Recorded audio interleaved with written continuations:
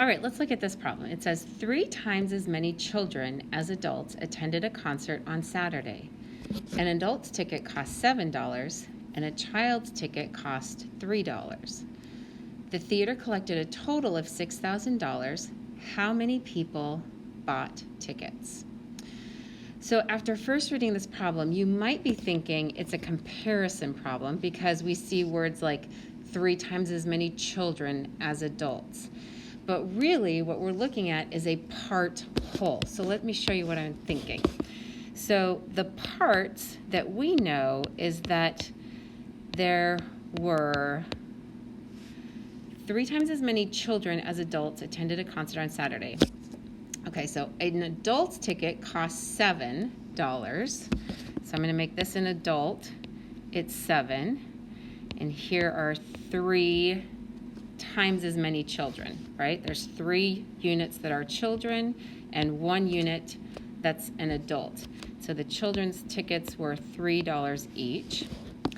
And so it says, so we know that those 4 units together would equal $16. So we could repeat this pattern again and say, okay, so here's another adult, 3 times as many kids, and that's another $16. And we could repeat it again and say, here's an adult, 3 times as many children, and that's another $16. And we'd be going for quite a long time. So remember in 4th grade how we use that ... to show that the kind of pattern goes on? And here we could continue it over here too, I guess. Adult, child, child, child. But the bottom line is that all of those people who went to this concert, the total concert brought in $6,000. So the parts that we know are that there were $16 made per 3 children and 1 adult, and there was a total of $6,000. So the part that we know is that there were $16 per 1 adult and 3 children, and the total made was $6,000. But we need to figure out how many groups of 16 are in $6,000. How many people bought those tickets, right?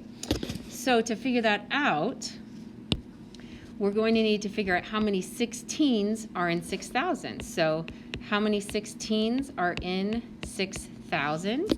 We need to divide. So 16 goes into 60 3 times. 3 times 16 is 48. We subtract, we get 12. We check to make sure 12 is less than 16. It is, so we can keep going and bring down our 0. Now we ask ourselves, how many times does 16 go into 120? It goes in 7 times. So 7 times 16 is 112. We subtract, and we get 8. Is 8 less than 16? Yes, it is. So we can continue on and bring down that last 0. How many times does 16 go into 80? It goes in 5 times.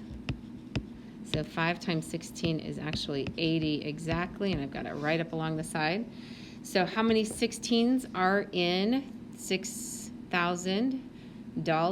There are 375 16s.